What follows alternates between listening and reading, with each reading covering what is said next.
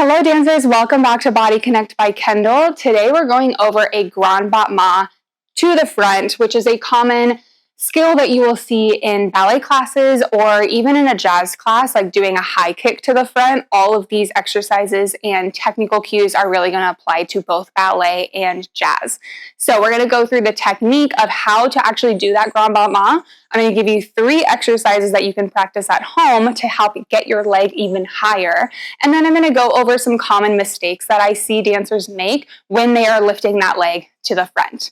Let's go ahead and get started. Okay, Averi is back again to help us demonstrate the grand battement. So what she's going to do is have her arms out to the side with straight arms here and standing in a first position. So heels together, toes apart. What we're going to do is brush that front leg out, lift it up, and then back down. Now she could add a little bit more power with the leg as she does that battement.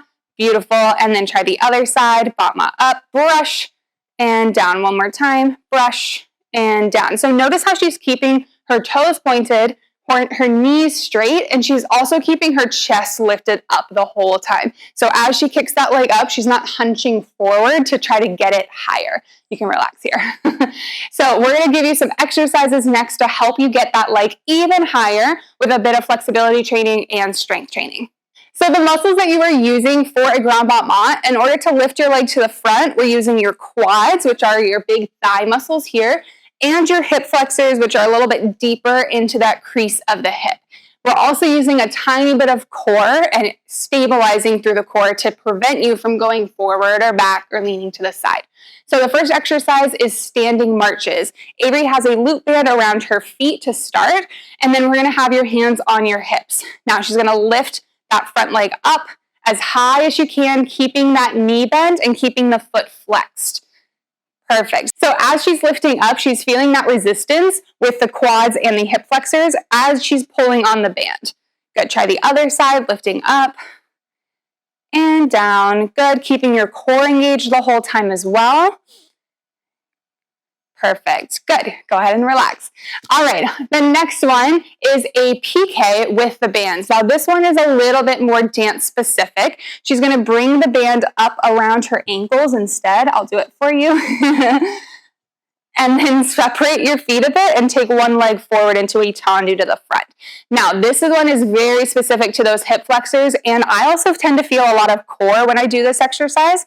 So she's going to just lift the leg up and down, but she's going to make it sharp. So lift lower, good, keep going, just like that. And then this is a little bit different dynamics between that marches where it's nice and slow, and then this one is a little bit faster. Exactly, good. You can relax there. Try the other side as well, lifting the leg up and down. Now, if you notice any big differences on the right and left side, that's okay. Usually we have one side that's a bit stronger than the other, but if it's like a drastic difference, like you can barely lift your leg up, that might be a sign that you need to work on more strength training for that side. Good, you can relax. Awesome. Last exercise is actually a stretch. It's a lunge, and we're going to use a yoga block. If you don't have a yoga block, you can use a thick book, you can use a pillow, anything that's like a bit raised off the ground.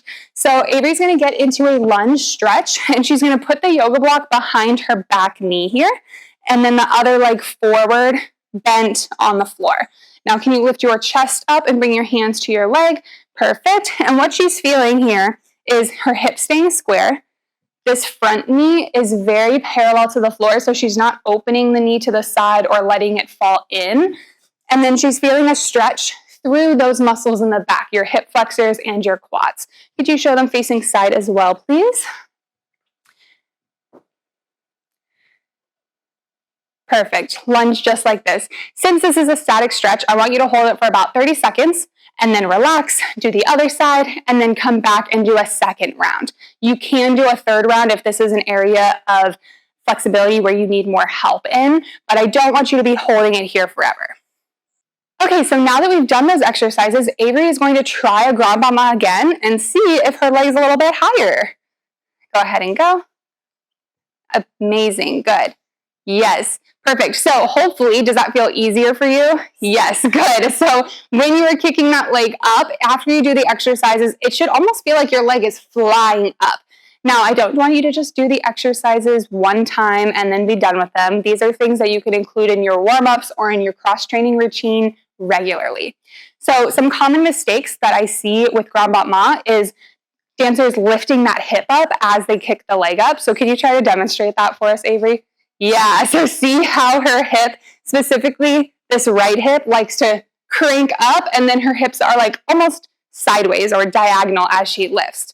Another common mistake that I see is losing turnout with the leg as you do the battement. So a lot of people will turn in as they lift up, or sometimes if you lift the hip up, you also turn the leg in. Those can be coupled together.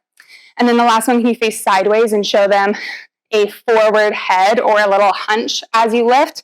Yes, I see this a lot with dancers. Try it again for them too. Amazing, good. I see that happen a lot because dancers who maybe don't have as much flexibility in the hamstrings or the glutes tend to use their chest to get their leg higher and think that they need a lot more like power with their leg. What you want to do instead is work on your strength training for the front of the legs, core, hip flexors, quads, and then work on some hamstring and glute flexibility exercises like a hamstring stretch on your back, or a pigeon, or a figure four. Some of those are great options. All right, that's it, dancers. Thank you for watching this video.